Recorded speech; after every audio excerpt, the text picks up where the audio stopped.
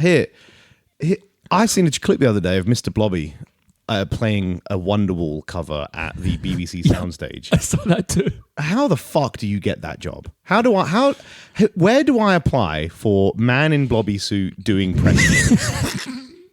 Yeah, here's how do you get that job, and how many people have had that job? Man, what I wouldn't fucking give. I wouldn't give a fuck. If that suit is the hottest, most uncomfortable suit in the fucking world, if they're paying me just over minimum wage, I would fucking hop in it day to day, become Mr. Blobby, walking into shit, knocking things around, throwing vases. Because you can do no wrong in that suit. Because of the character of Mr. Blobby,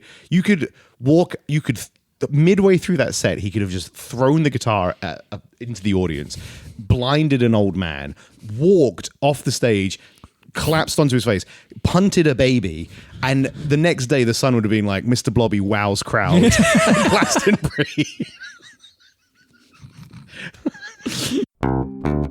It's meandering movies. It's meandering movies. It's meandering movies. No, wait, what does a werewolf sound like? What? So won't you lend an ear?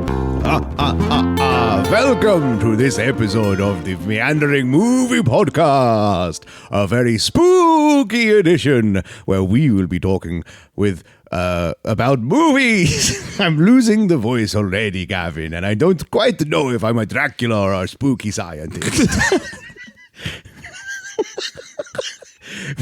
This week we will be talking about, or just an angry German. Month. This week we will be talking. This month. What? Month. This month we will be talking about the spookiest monsters in recent movie history. I'm joined by my co-host, the ghoulish Gavin Stewart. Ah! And I am your host, Count Gary. Now I sound like Sulu from fucking Star Trek. I'm losing it. You never had it. But yeah, we're talking spooky monsters. We're talking spooky monsters from spooky movies because it's Halloween time. What are you going to be dressing up as this year, Gav? I'm going to dress up as Captain Scarlet from Thunderbirds. That's not spooky. It's also insanely niche. No, but it's so niche. I don't know. Not even the Thunderbirds. Not even one of the main ones. Captain Scarlet. Oh no, wait, Captain Scarlet was his Captain own, Scarlet. Yeah, it was his He own wasn't from TV Thunderbirds. show. It was using the Thunderbirds puppet. I don't know why that was the first thing that came to my head. But There was Captain. What was the other? The Ray, Manta Ray, or something was also using the Thunderbirds. Stingray. Puppet. Stingray. God, we're already so off niche topic. We're already talking about Thunderbirds and Stingray. The British puppetry back in the day was sublime, though. It was next to none, you know? That's how I like to dance. Is like to dance like a dance Thunderbird puppet? Thunderbirds, yeah. It's good. I've not really thought about what I was going to be dressing up, but we've got an extra body, so we can do like... Yeah, you have to... I was thinking of maybe just doing like the skeleton family, so we could just all go as skeletons. That's a good shout. But like... Who is it? Patrick Harris and his husband and their two children. Patrick Harris, yeah. Neil Patrick Harris. It's like kind of like ruined Halloween for everyone because they always do the best fucking costumes. I think you, Hannah, and Skeleton should go as Jesus, Mary, and God. Which one of us is me, Jesus, baby God? No, Skeleton is Jesus. And I'm God. And you're God and Hannah's Mary. Because God fucks Mary to bring Jesus into the world. Right, okay. Oh, not Mary Magdalene. Because then that would be baby and Hannah doing the ugly. What? Jesus had sex with Mary Magdalene. The Bible and the church don't want you to know about that, but it's a Then fact. who was Jesus' mother?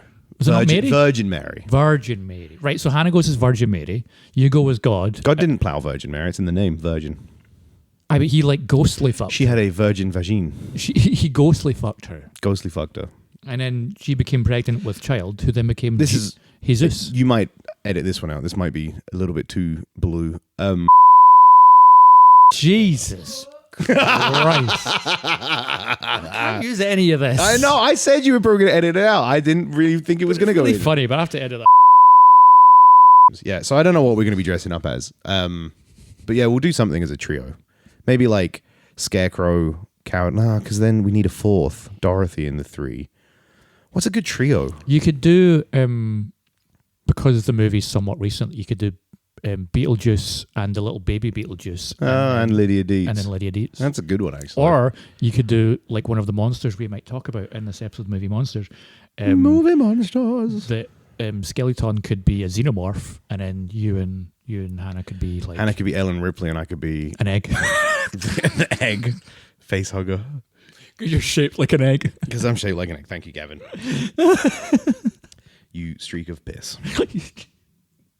So yeah, in this episode... We're going to be talking about the recent movie monsters. Specifically recent because I feel like it's easy to talk about Frankenstein and Dracula. everyone loves the classics. Everyone loves the classics. And the classics are classics for a reason. Yeah, absolutely. they are great. But it's very, very easy to overshadow and kind of just move on being like, oh, these films are good, but then you kind of leave and talk about... we could easily talk about Michael Myers, or Michael Myers. Or we could talk about Jason Voorhees, or we could talk Freddy about Freddy Krueger, Frankenstein, Wolfman, Dracula, all these guys. And we've talked about those before in We the have, past. at length. And Ray Winston. We're going to go and Ray Winston. We're going to talk current. The best movie monsters in the last 5-10 years. I mean, I've got ones that are like 2001-ish. So I was like 2000 up, you know? Okay. I'll start. Okay. Go. The creature from Barbarian. I hate you as a person. Why? You're just taking everything that I had I on don't my know what list. you're talking about. Did you read my list? Nope. Just as I was sitting here, I was like, oh, he'll do Barbarian, and I'll steal it from him. I'll take it right out of his mouth because I knew I had to get in there quick because I thought you might put it as a high one as well. So yeah, as usual, I showed up to the episode with a list and preparation and research. Gary showed up with nothing and then started asking me, what's on your list, Gavin? And I started to tell him, and then just coincidentally, these were all the ones that were also on his list that he started to make. Well, this one wasn't on my list. I just thought of it right now to get it away from you quickly. Barbarian, creature from Barbarian.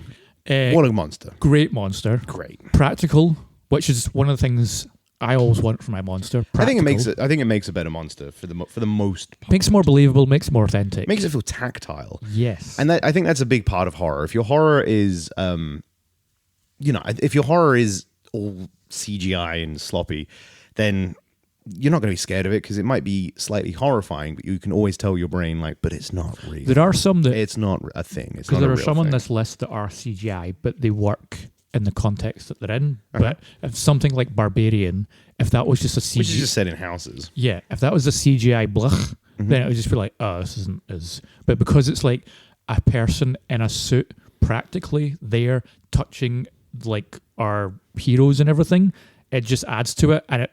You can see like the drool and the viscous and the like hair coming peeling off of her and like landing on them. It makes you like kind of wince up and recoil. And it's like, oh, that's gross. And then like when it's trying to titty feed. I read a really interesting thing about that scene the other day. The director originally wanted that scene, instead of it being the breastfeeding scene, originally it was going to be getting the mother, I can't remember her name. It's just called Mother. It's called Mother. Getting the mother to chew the food and then spit it into Justin Long's mouth. Yeah. Like a bird. And at some point during, I think they even started filming it, but at one point one of them decided like, nah, this is dehumanizing the mother, which we don't want to do, because that's a whole theme of the film is that she's not a monster. Yeah. You know, she is the monster. Because then that turns it into not. more like an animal than it does. Exactly. Yeah. So they then changed it to a breastfeeding scene because it's still visceral and like, ugh. And then there's that. And like, arguably they do that. I mean, because arguably that whole fucking scene is just like, dear fucking God, kill me. This like please don't go through with this. I remember like. It's rare that I sit through a horror film and I like recoil from what's happening on the screen. And I remember distinctly in that scene being like, I might have to watch this through my fingers because it's giving me the fucking heave. Like, I think so much. The other great thing about that like monster in that movie, even though it's not a monster, but it's just easier to say that, is the lead up to it. Because that movie just leads you on for so long of just like, what the fuck is what's down those stairs? What is out there? There is that scene at the beginning, I think it's the beginning of the film, where Bill Skarsgård is down there and you can see the mother, but like in the background, or like it's just out of the lighting. It's in like a frame in the cavern and you can just about make out this outline. And then it like retreats back into the dark. And I think the film cuts at that point, and it turns over to or around there, and it kind of turns to so you never see it until Justin Long sees it. But holy fuck, what like the most that again such an unsettling, horrific. Yeah, scene. because when it's like revealed and it's there, and you see the size of it, and you see how it looks, and the noises that it makes, it's just like, oh, it's a shudderer. It's a shudderer. It's a shudderer. It's a great monster. The other great part about it is the backstory to it makes it a tragic one as well. Yeah. And if you've got a tragic monster that adds to that level of like unease, even better. Because that wee flashback that it shows you of how it came to be, it's just unsettling. The whole movie is tense and unsettling, and that's why it was.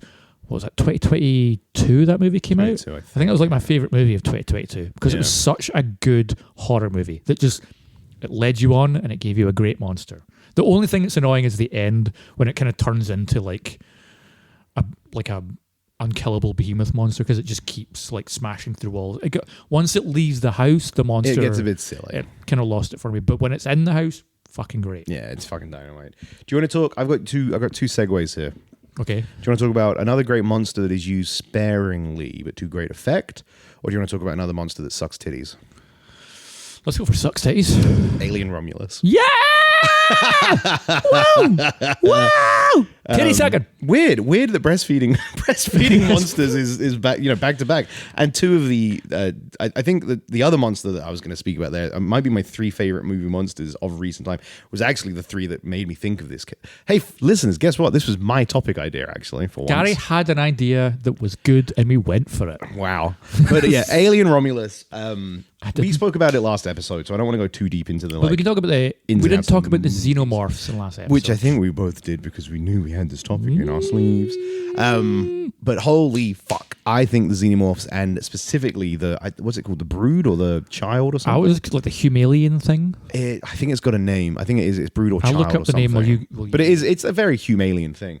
But in Alien Romulus, the xenomorphs are once again very xenomorphy. We've got a new part of the xenomorph life cycle, which is cool, which is the cocoon, like kind of gestating period between the little chest burster and it being full demonoid black xenomorph. Because we've never really seen that in between bit. We've only ever just seen like it bursts chest and burst it's like and it's big. Yeah, there was, and you might remember this, you may not remember this. So I said to a friend after coming out of Alien Romulus, like, and it was quite cool. So when that dickhead in Alien Romulus electrocutes the cocoon and then it stabs him, kills him. He obviously uses that stun gun to like the alien that comes out of it, which is the same one I believe in the lift sequence. Probably, yeah. And obviously that one at that point's taken like a bit of damage to the head, or it has damage to the head. And there's like a little beam of electricity that goes through its skull. And I'm not 100% if this is true or if I've caught something that no one else seems, because I've spoken to a couple of people and everyone else has been like, I didn't see that. And I'm not sure if it was a trick of the lighting of the lift sequence where maybe the alien's head was just being lit by the flashing warning lights and shit, or if this was intentional. But what I thought was trying to convey is that he electrocutes the cocoon, and then because he does that and he uses the stun gun, that alien kind of has an electricity thing. Because the aliens have always taken on an element. Yeah, they kind of adapt from what they're. Yeah, and I wasn't sure if it's intentional. I don't know if you picked up on it. I did not notice that at all. Yeah, so I don't know if I was maybe just looking for it and seeing what I wanted to see. I mean, if that is true, I love that. And again, it's another reason why I want to rewatch that movie at some point, because one of my favorite movies of the year so far. Because I love the alien movies, but. Yeah, the thing, by the way, is called The Offspring. And I knew it was like Child or Brood. Not the band The Offspring, but just... Not the band The Offspring. Wow, wow, wow, wow. At the end of Alien Romulus, that woman's giving birth, and the entire band The Offspring comes out of her. And they just start playing that song.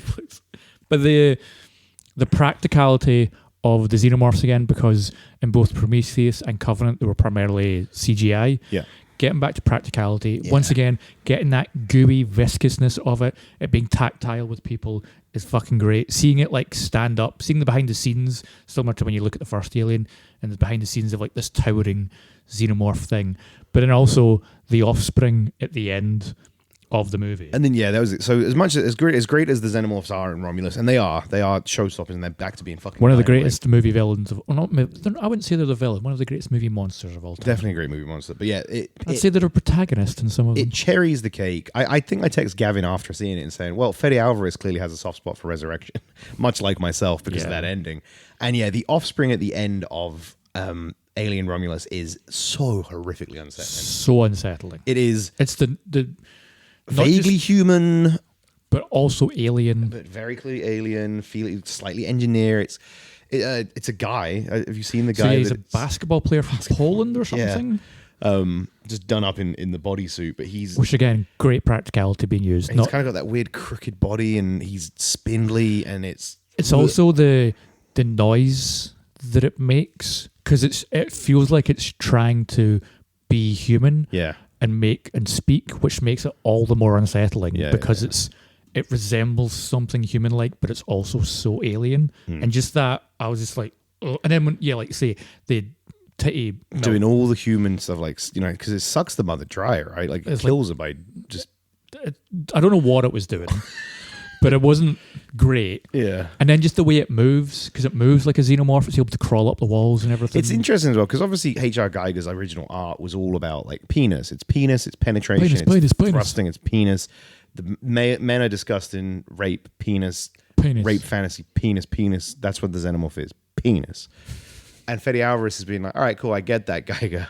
I'm going to do a slightly different spin. So the other kind of body horror that everybody goes through is the birthing process. So how can I make that as fucked as I possibly can? It's the birthing process. The birthing when she just like explodes with blood. Explodes from the fucking. It's the birthing process, and then also the mother nurturing process afterwards. Yeah. All of that, and then it sees Rain as like a threat, as like trying to interfere with whatever it's doing, and it has to kill her. It's like. The one thing that I don't think I said this last episode, but the one thing that did annoy me about Alien Romulus is that they kill the offspring the same way they kill pretty much any xenomorph is just to blast it in space. Blast in space, which means it won't die, right? Like, probably not, but the asteroids might kick it around. No, the thing that annoyed me, it's more of a thematic thing for the entire movie. So the whole film, Alien Romulus. It's called Romulus. It goes to great lengths to remind you that Romulus and Remus were twins, raised by the wolf, and they were twins, and twins is a big Romulus space station. It's two halves of one space station that you can separate, and they're twin stations. And then there's just one offspring at the end. Why go through the trouble of setting up thematically for there to be two of them? But then maybe we're misreading what the theme of it is. Maybe because of it's called Romulus. I know, but in terms of maybe the use of the goop and the creating of a different species and the merging of man and beast and the wolf and xenomorph human. But it's Romulus and Remus. I know. There is two of them. Yeah. And the film's called Romulus. I mean, it also, if you rewatch the ending, because I was convinced I had it, I was like, there's going to be two of these things. That's the final twist. Like, she's given birth to twins. There is a scene where Rain's looking at, I don't remember the character's name, but she's looking at her in the cryo chamber, and the camera pans and it doesn't show you the egg, and it kind of does it in such a way so that like the egg and what is like hidden behind the cryo thing. And I was like, cool, they've done that on purpose so that you can't see there's a second egg. And then at one point the offspring was like here, and then it was over there in a set, and I was like, oh, it's the other offspring. You know what I mean? Like, it's the two of them. They are going to do it. It's going to be twins. No, she kills it. She escapes. No other alien. And I thought, that's just so odd. It feels like they had the idea for it to be twins, and then at some point we're just like, it's not working, or we don't have the budget, or something. You know what I mean? Like, Fede Alvarez has said that there's something in that movie that people haven't clocked yet. I reckon it might be. I reckon it's the two. The alien's got electricity powers, and it's the twins. Like how they're becoming like Dragon Ball characters or something. You've got electricity powers. Electricity alien. That's not Dragon Ball, that's Pokemon. Doesn't matter. That's Gremlins, mate. Fucking Gremlins as well. I'm going to do a somewhat recent movie. I think it came out during lockdown. It's a remake of a classic horror, but updated for a modern audience. And it's The Invisible Man. Oh, Very good. Great fucking Good movie. pick. Thank you. Great pick, actually. Thank you. I'm very happy with that choice as well. That guy who's doing Invisible Man, he has his modern take on the Wolfman coming out, I think it's next year. But yeah, the Invisible Man. Oh, wait. I've seen images of that Wolfman. It does, yeah. Look shit. But Looks that's, looks like a spooky old goblin, like a cranky old goblin. it looks like something that would be a Madame Tussauds, but once You know what? I'll give if it's the same guy that did the Invisible Man, I'll Yeah. give it the benefit. because the Invisible Man, when I saw the trailer for it, I was like, oh, that looks like absolute gash. It's rubbish. Like, it's just going to be like, it's such a rubbish idea. But I don't know how he did it, but he made that idea so fucking terrifying. Yeah. It's just a guy who makes a suit. They can make him go invisible. Yeah. Which just sounds, when you say it like that, it sounds stupid. And then he's got this woman who's in a kind of abusive relationship and he's holding her hostage. And then when she does get away, I mean, and he's gaslighting her, and he's obviously. gaslighting her. And And then he just and he fakes his own death. Yep. Continues to gaslight her. And then What a fucking and makes her what look a fucking lunatic. makes her look crazy because she's like he's here, he's in the room, and it's just the way that, like, some of the shots in that movie where the camera's just stagnant. It's a big wide static. It's static. It's a beautiful big wide shot. She's in the room. And your eyes are just looking everywhere for any hint, because you know he's there somewhere. You're looking for, you you're just waiting for don't something know to get where kicked, he or you're is. waiting for a footprint, or And then the bedding to move. And then what else is fucking great about that monster? So on top of the film itself being a fucking great monster movie, the monster is man. the monster is man. But what's also great about it is when the suit starts malfunctioning, they've made. Obviously, the Invisible Man is just a man. There's a guy in the suit. But when you finally see the suit, it evokes that horrible tryptocoprophobia, which is the fear of holes or eyes. And it's just like a million little beady black bug-looking eyes. It's like little cameras that are like projecting. Yeah, back and it makes stuff. sense on like a technological level. But when you just see it, and it's just all these like black lenses, and they look like bug eyes, and they're different sizes. Some of them are big and little, and they're all over it. It's horrible. Yeah. It's such a gross, like, it's just so clever. I think so clever. That movie is such a overlooked piece of brilliance because, again, if you explain it how it is, it sounds like it's going to be fucking terrible, but it's not. It's just, he somehow takes such a shit concept or idea and makes one of the scariest movies I've watched in such a long time. Yeah. And more people should watch The Invisible Man. And I hope The Wolfman is able to fall into the same. I hope so. I love a Wolfman.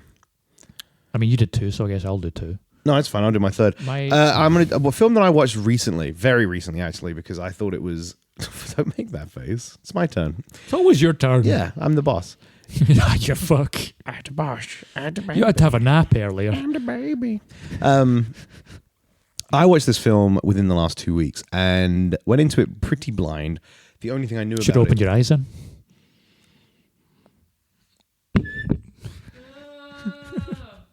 The audience isn't allowed to boo. Can I continue? You may continue with your eyes open and your mouth talking.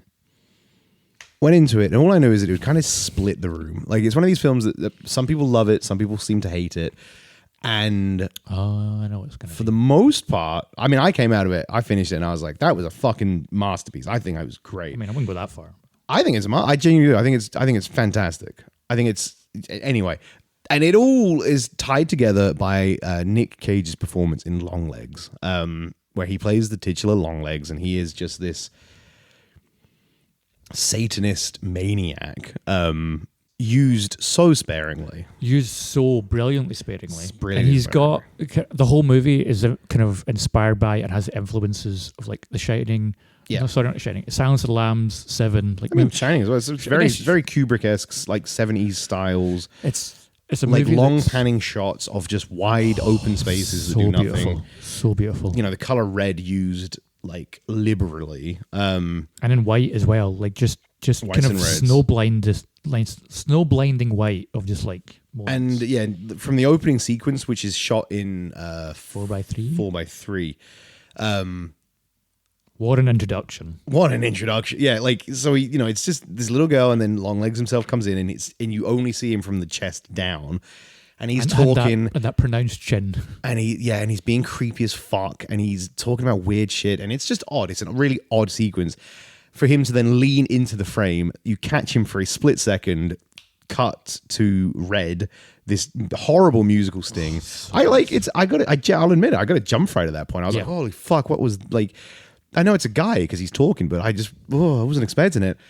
And damn, Gav, I know we haven't spoken about it yet, but what a film! I can't believe you don't think it's a masterpiece. I don't think it's a masterpiece only because Loved it. I think as it goes on, it loses its way. It kind of loses the power behind its mystery by giving away too liberally with exposition what is going on, and it doesn't pay it off. What do you think? Because I think the way the movie's front loaded is it's front loaded in a way to just completely throw you off balance.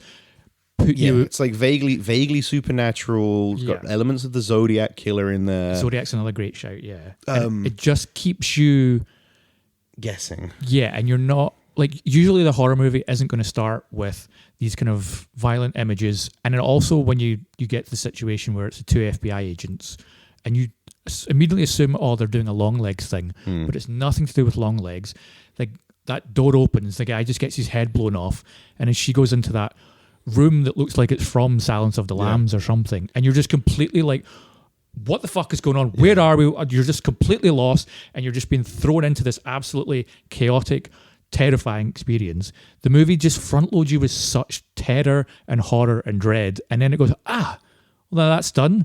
Now I'm just going to play with you for the next hour, and then it's just like you said, these long, empty shots, and your eyes are darting everywhere. What the fuck is there? What the fuck? Like, is there something over there? I can't see anything. And every so often, there's just like a silhouette of long legs, and then he's gone again, or they're just banging at the door. The scene of like when she's at the desk, and it's her, great. And it's the doorway in the back, and your eyes are just like looking at her, looking at the doorway, looking at her, looking at the doorway. You're like, when's he going to show up? When? And he just doesn't. And it never totally happens. Fucks with you. He just plays with you for the whole movie until it's then like, okay, but here's everything that's happening, here's everything that's going on, here's all the exposition and blah blah blah. And I do. It's a tricky one because I'm with you in the sense that like I liked it. I was like, so is it supernatural? Is it not supernatural? What's going on? Then it's like, he's a Satanist and he has got some kind of covenant with the devil. And I don't know. But then I'm still not 100% sure if it really was, or if it's. Do you know what I mean? Or if that's what the film leads you to believe. Yeah. Because when the mother shoots the doll of the girl in the head, and then she gets that like black puff out the back of her head. Yeah. I'm like, are you getting that from the mother's POV or from the woman's POV? Is it happening? Is it bullshit? Like, is she even really psychic? Because the film goes to great lengths to be like, yeah, you're psychic, and she's like, no, I'm not. I got half of them wrong. Like, yeah, it's. There's a chance I just lucked through it. Maybe I'm a little bit psychic. Maybe I'm not psychic at all. You know what I mean? Like, it constantly leaves you on edge. I really enjoyed it. I thought it was a great film. I got to the end of it and I thought that was fucking great. Nick Cage just giving a fucking fantastic performance as always. He goes full Nick Cage at points. Yeah. But because Nick Cage is himself so unsettling, he makes that character, especially with the makeup as well, like the kind of broken looking nose and the weird chin. Swollen looking and like he's been stung by bees. The hair and everything, and the outfit and the way he speaks in these weird riddles, or he's just like singing to himself. Voice. Yeah. Like, he's just so unnerving. Just like the silhouette of him outside of our house is immediately just like, I'm unsettled. I'm unnerved. Like, I don't like this. Like, it's great. Great. I thought it was a great film. I loved it. It's a great film. Definitely one of the best of the year. I'll be talking about it more at the end of the year probably. And you will too, I think. Next. Yeah, I'm going. Next one. Hold on. No, I'm joking. You can do one now. I'm going to give us perhaps one of the greatest movies ever made. Came out... One of the greatest movies ever 2022, I think. I'll double check when we're chatting about it. But definitely one of the best movies ever made is the movie Malignant. Malignant is just an absolute... So full of shit. Malignant is just an absolute stunning effort of how... I didn't know where you were going with this. I was like, 2022, best movie ever made. What the fuck is he talking about? Horror? Oh, Malignant. Okay. Malignant is such a stunning It's time to get this tuba out. How not to do a horror movie, but also how to do one of the best horror movies ever made. We've spoken at length about this as well, but James Wan, he's a good horror director. It's wild, but what a insane career he's carved out for himself. Because he just seems to almost on purpose flip-flop from like moments of pure genius to drivel. Yeah, because he started off with like Saw and everything. Saw, Conjuring, Insidious, all like he's now, almost like the Shyamalan of horror. Because I mean, the interesting thing is like when you ask younger people or modern audiences what are the horror movies that you remember when you grew up, they're going to say Saw, Conjuring, Insidious, because they've got these like jump scare moments and the stuff with Saw and the body horror and all that kind of stuff. But at the same time, he's got 2 Aquaman movies, which were fucking dreadful, awful.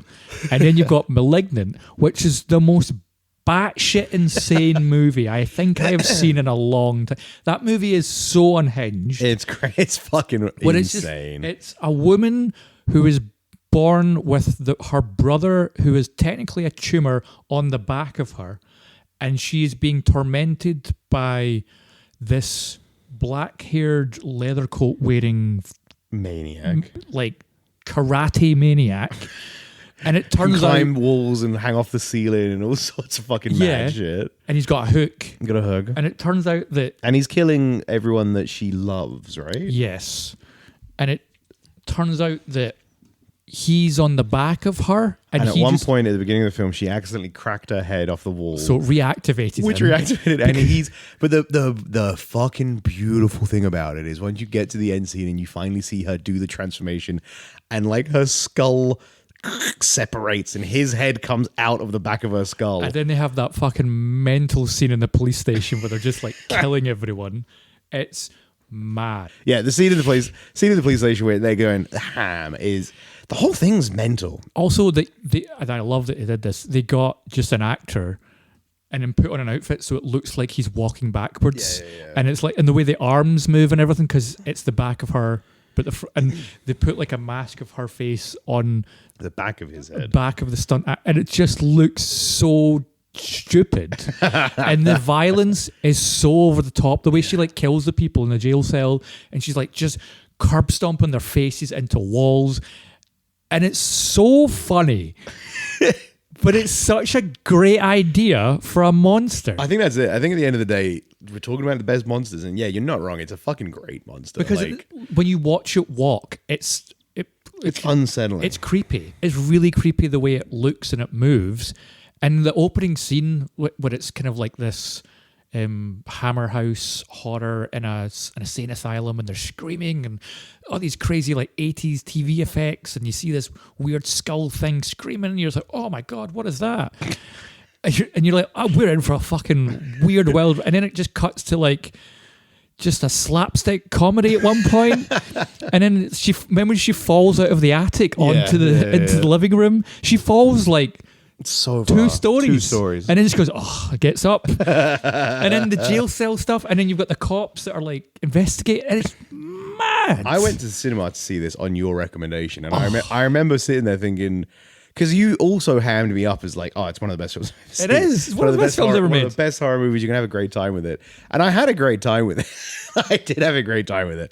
But not because it's great, because it's fucking mental. It's mental. If you've not seen Malignant, I'm sorry we've spoiled it, but it doesn't matter. You will retroactively put in the klaxon. Nah, just go watch it. Even if you know it, it still makes it. It's still fun because visually what you're looking at is just fucking mad. Yeah, it's good. All right, next monster. Go. I'm gonna go for a really good one, and I'm gonna go for Nope. Oh, the alien. Mama said the alien are good in Nope. Do you want to say that again, but without yawning through it? Without like Forrest Gump in it. Okay, one sec. Oh, the alien. Yeah, the alien UFO spaceship thing from Nope. Mama said the alien in Nope is one of the scariest things I ever did see. Why are you doing Forrest Gump? What? Why are you doing Forrest Gump? I'm not doing Forrest Gump. I think you should go back to doing your like Dracula Sulu accent. That's the voice I'm doing. That's not the voice. What are you talking about? That's my scary monster voice from the beginning of the episode. I now want like a proper like down the line Dracula movie, but it's George Takei as Dracula. Come with me, my beautiful Because it would be temptresses of the night. Bram Stoker's Dracula is the horniest movie ever made, but the George Takei one would be even hornier. He's gay. Well done. Yes. So he'd need, instead of mistresses of the night, he'd need masters. Yeah. Masters of Get the Timothée evening. Chalamet and Timothée Chalamet. Lloyd Holbrook in there. He also provides the voice talents for Ricardio, the Heart. I don't know what that is. There you go. That's a Star Trek fact for you. So, Nope. Mama said nope.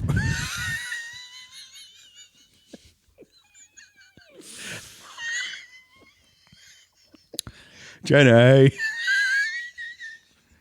He's gone, ladies and gentlemen. He's gone.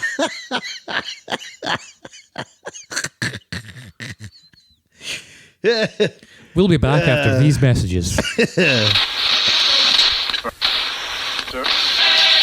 Saving money with Pirates Life Insurance be awfully easy. Just follow the map and find the X to save yourself up to £170 on your premium car insurance. But that's not all. If you get the hook, you'll be walking the plank. That's Pirates Life Insurance, where you are gonna be robbed. Come on down to Sam's Spooky Store for toys. Not the toys your kids play with, though. The ones Mommy plays with at nighttime.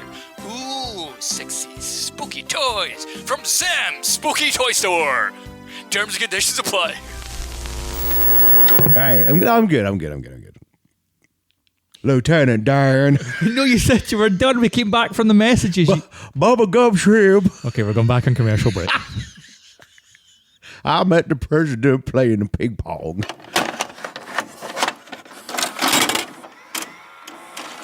Come on down to Spooky Sam's Sandwich Stop and get yourself a spooky sandwich. 2 slices of bread, maybe some eyes inside, or maybe a pickle surprise. Spooky Sam's Sandwich Stop, where you get to eat spooky sandwiches. Come on down to a Spooky Hot Dog Emporium, where the hot dogs are spookier than yours. They're hot dog and good. I watched that film as a kid. I thought it was real. I thought it was like a docu. I was like, man, as Forrest Gump guy's had a fucking great life. He met Elvis. He met the president. Right. Sorry. No more Forrest Gump chat. Sorry. I'll go back to my creepy vampire voice. What did he think about Nope? The monster in Nope was one of my favorites.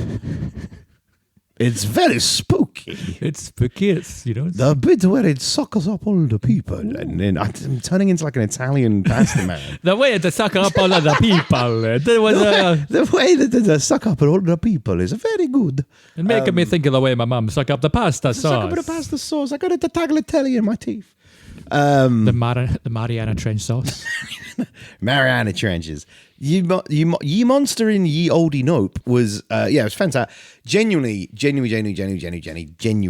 Jenny from Forrest Gump. Fucking brilliant. The scene that stands out to me in Nope, the one moment of pure horror, is when it sucks up all of the fucking And you're inside there heating people from Jupiter's Ranch, and then you just have that scene where they're like almost like queuing, and the camera's panning left to right, I think, or is it going up and down? I can't remember. It's going up and down. Like, it goes from up to down, yeah. And like they're just all crammed in there, and You can hear them like screaming and wailing and crunching. there's enough like. No, you don't hear them crunch, do you? Because you're all just jammed in there and they're screaming, and then eventually there's this one big crunch, and then all the screaming And stops. it's just like, yeah. It's another perfect example of that movie just leads you along this path of tension and uncertainty and mystery.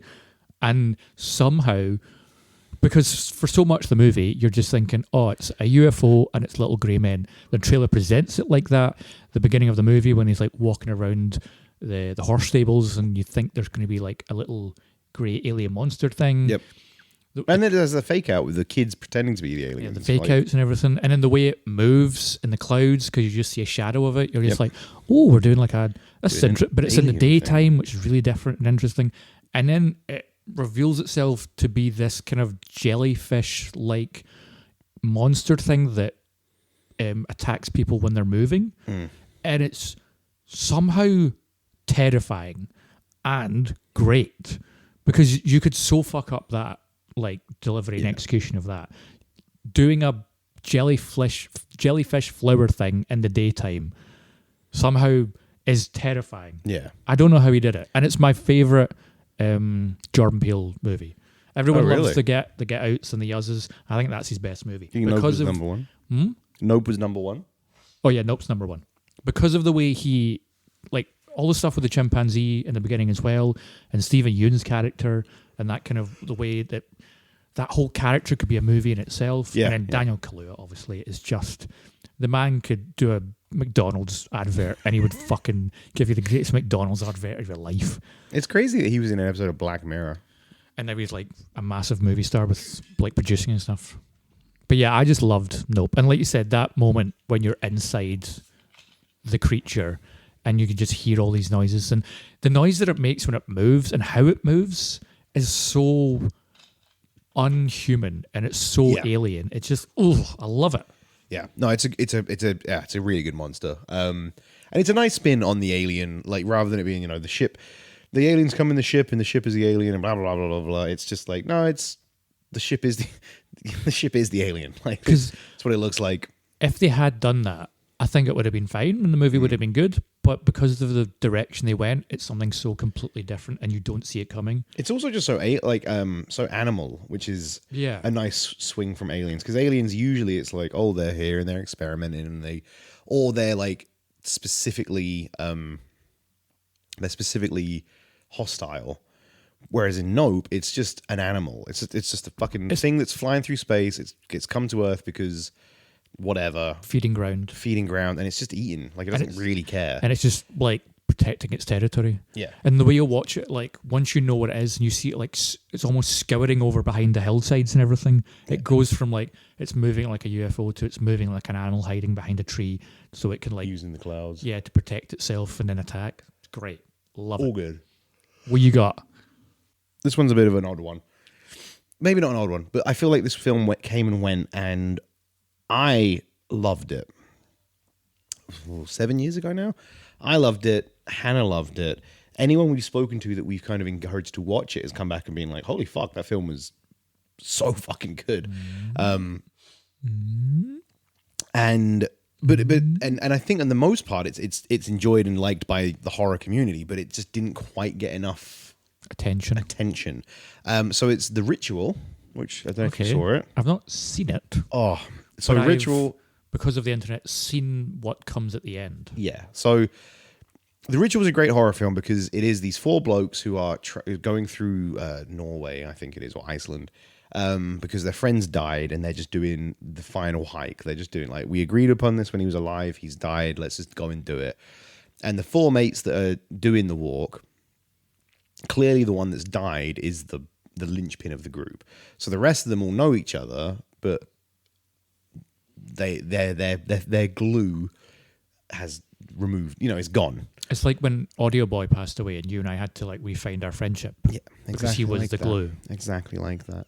So they go on their hike, and very quickly things start going fucking wrong and weird and getting fucked up. And they're like turning on each other and be like, what are you fucking doing? And there's a really brilliant moment in the kind of halfway point when things are really starting to ramp up, where they go and sleep in a shed, and in the middle of the night, one of them kind of wakes up and he's like, where the fuck's Barry, or whatever the guy's name is. Barry! And they're walking around trying to find him, and they go into the little shack, and Barry's like in this circle, in like a ritual circle with candles on, and he's in like almost like a praying position, bollock naked, and they're like, Barry, what the fuck are you doing? And he snaps out of it, and he's like, I don't fucking know, why the fuck am I naked?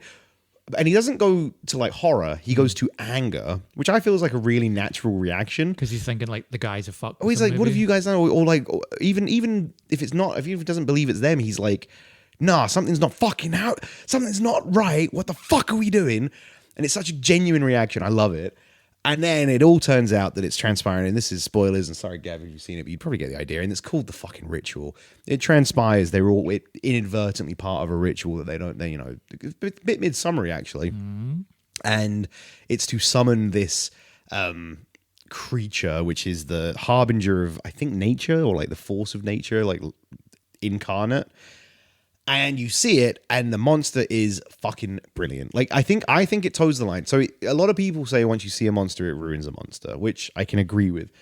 I do think in The Ritual, once you see it, the abject horror of the movies maybe lost a little bit, but the creature design is so fucking interesting and cool, and it looks fucking great that by the time you reach that point, I was kind of like, I want to see the monster now. Do you know what I mean? Like, I kind of went the other way, and yeah, maybe I wasn't as scared of it, but I was like, fuck, it's such a good design, and yeah, it's just a good monster. Do you feel like after you've watched the movie for the first time and knowing what the monster looks like, it takes away from a second watch? No, I don't. Yeah, I really don't think it does because the film is almost two films. It's the ritual. It's the paranoia of what the fuck's going on with them.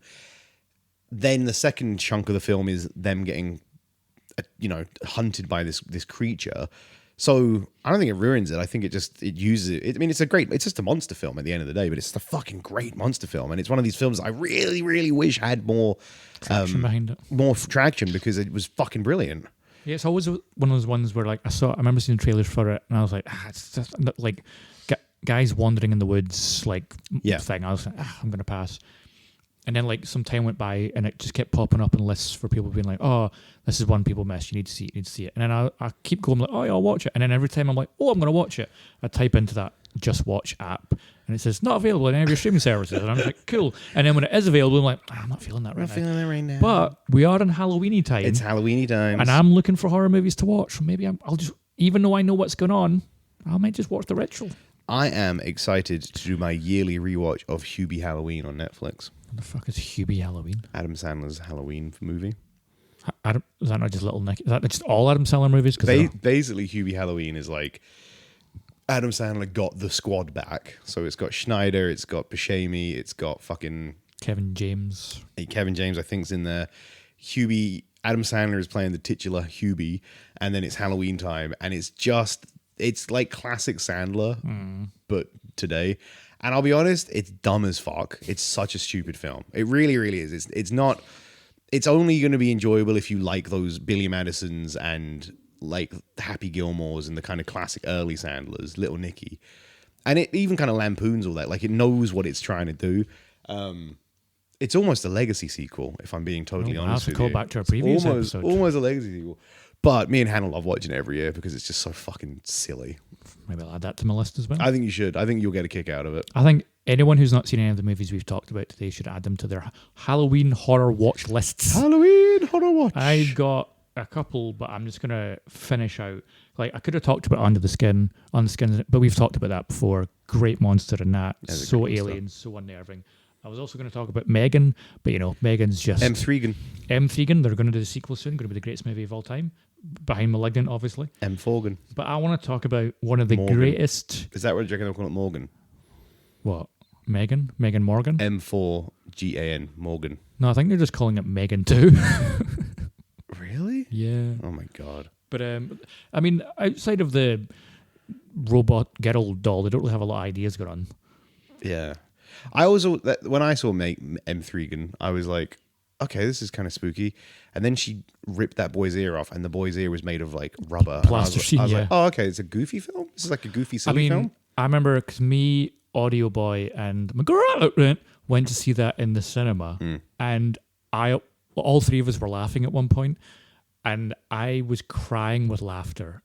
And then my girlfriend was looking over at me and seeing me laughing, so then she started laughing, and it was just because it was the robot standing there singing I Am Titanium, and I was just because then I could hear Audio Boy laughing, and when I hear them laugh, that sends me.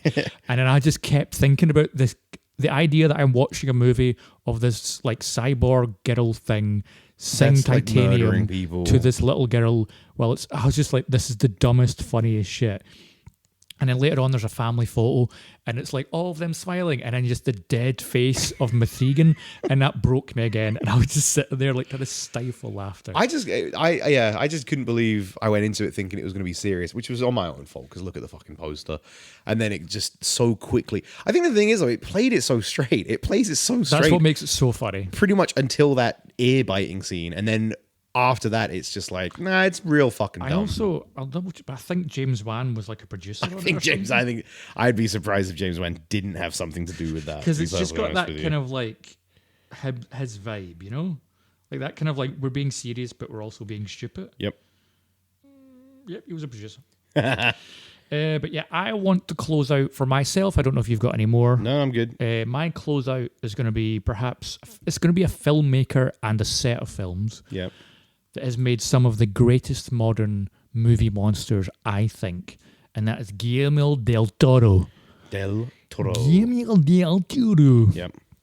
Because if you look at movies like Pan's Labyrinth and stuff, Shape of Water, I know Hellboy wasn't his idea, but he like created a lot of new creatures in those movies.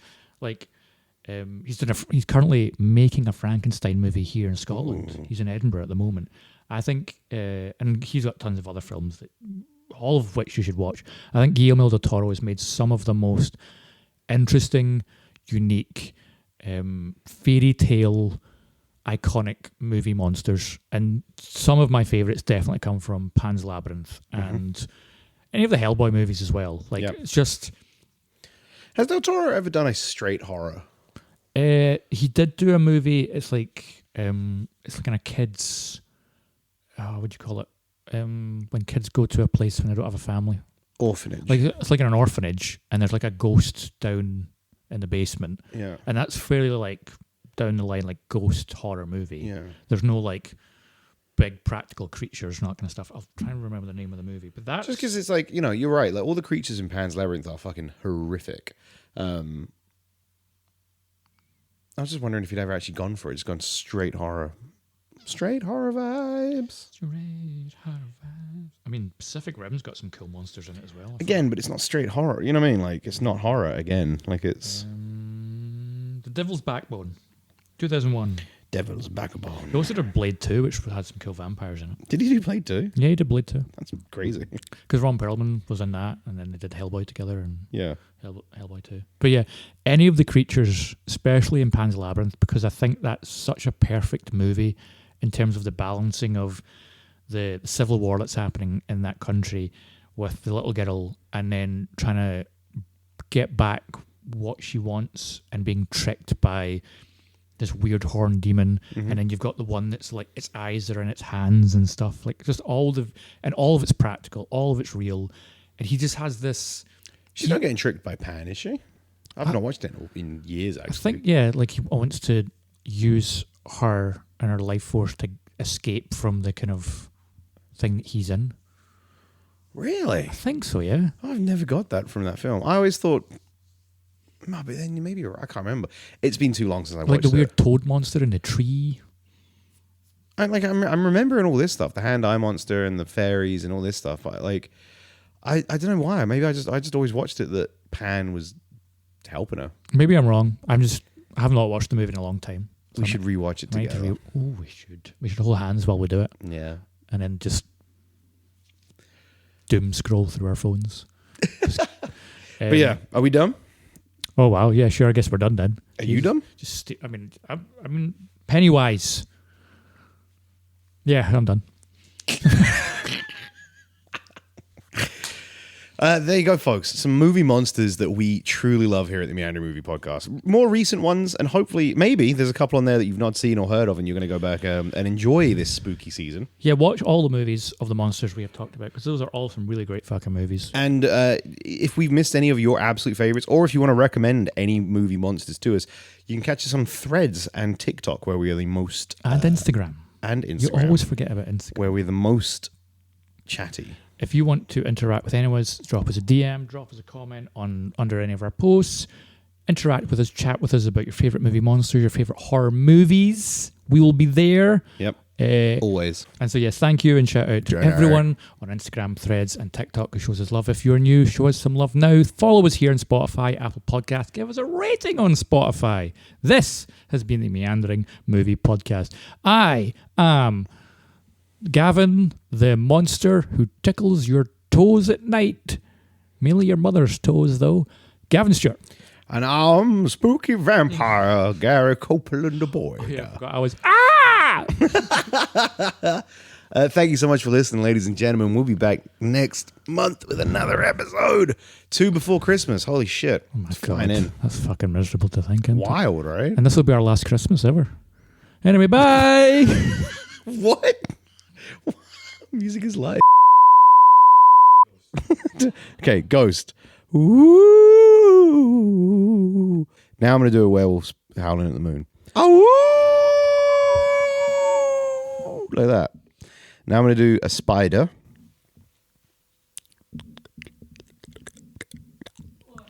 Bat flapping its wings. Frankenstein sounds like this.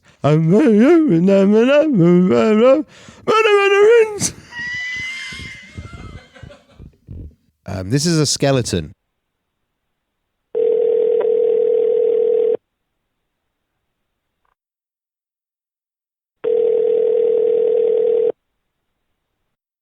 Hello, yeah, I'm here. I'm trying to get my insurance forms filled out. I fell at work the other day, and I needed to fill out the accident book.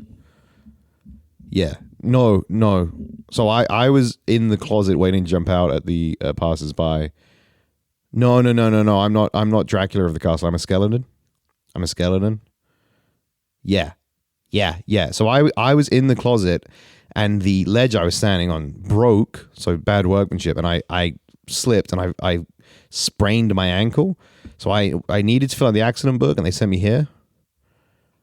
Yeah. Okay, so it's not here. All right, and how do I go about claiming back the insurance? Because I have to take a few days off work because of this. Right. Okay, can I get his number? You will email it to me? All right, so skeletonactor03@gmail.com. That's skeleton with 2 T's though. Okay. All right, thank you so much for your time today. Bye.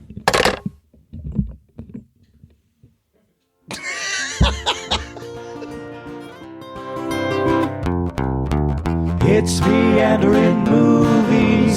It's meandering movies. It's meandering movies. So won't you lend an ear?